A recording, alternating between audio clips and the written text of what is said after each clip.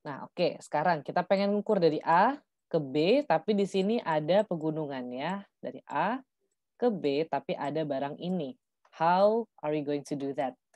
Yang pertama adalah kita taruh aja orang ini di mana aja, gitu ya. Perkiraan. Jadi ini masih ngaco nih, C-nya di mana, si D-nya di mana, gitu kan ya. Pokoknya gimana caranya dia terlihat dulu sama kita, terlihat sama si A tentunya ya. Nah, setelah dia terlihat, lalu selanjutnya dia akan pertama ngelihatnya itu ke yang B dulu. Sorry bukan B, ke si D nih ya, si D. Gimana caranya biar mereka itu saling lihat-lihatan dan lagi-lagi kalian melihat, garisnya itu bener-bener antara si A gitu ya, sama si D tadinya mungkin seperti ini gitu ya. Nah, gitu ya. Itu kan berarti, Anda belum berada pada satu garis lurus. Gimana caranya agar D ini geser gitu ya ke sini, agar yang Anda lihat tuh bener-bener satu garis gitu.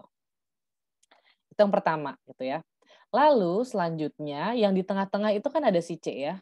Nah, si C ini disuruh geser. Biar apa? Biar dia benar-benar A, D, dan C itu satu garis gitu ya. Jadi Anda bayangkan dia akan digeser ke sini, jadi Anda melihat A, C, sama D satu garis. Selesai ya. Tapi B-nya masih di sini. Ayo gimana caranya? Mencong gitu kan.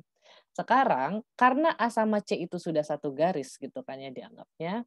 Sekarang Anda melihat begini, si A sama C ini sama si D ceritanya udah satu garis gitu. Yang belum adalah antara dari sini ke sana. Nah, jadi nanti Anda ngelihat sama lagi C ke B, gimana caranya ada agar si C sama B itu benar-benar pada satu garis yang sama gitu ya. C dan B. Nah, habis itu D-nya yang disuruh geser. Nah, geser ke sini. Akhirnya Anda mendapatkan garis gitu ya. Nah, garis ini dengan tadi garis ini sebenarnya kan sama ya. Jadi bisa dilihat bahwa sebenarnya Anda tuh saling melihat, nah ini ngelihatnya sama, lalu C ke B itu ngelihatnya sama. Jadi semuanya itu sudah pada garis yang sama. Kira-kira seperti itu caranya. Oke. Jadi lagi-lagi A sama B itu pokoknya memang yang Anda pengen lihat, lalu Anda taruh orang si C sama si D gitu ya. Cocokin A ke D dulu, C-nya disuruh geser, lalu abis itu cocokin C ke B, D-nya disuruh geser, dan akhirnya mereka semua akan berada pada satu garis yang sama. Sesimpel itu ya sebenarnya. Cuman kalau di lapangan itu mungkin kadang-kadang kita lupa gitu caranya kayak gimana.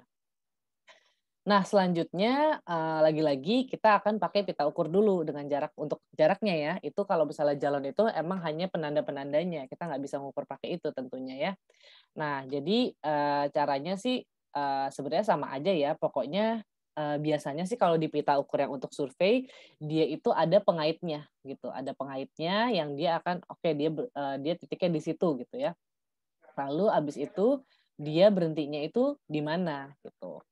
Nah, ini intinya sih nanti kalian baca aja gitu ya, pita ukur itu penelitiannya itu ya segini ini gitu ya yang kita bisa. Nah, ini kira-kira adalah kesalahan-kesalahan yang bisa terjadi kalau kita cuma pakai pita ukur gitu ya. Jadi ada yang namanya kesalahan alat, ini lagi-lagi sebenarnya sama terus ya. Pokoknya ada karena alatnya, ada karena alamnya, ada karena kitanya gitu.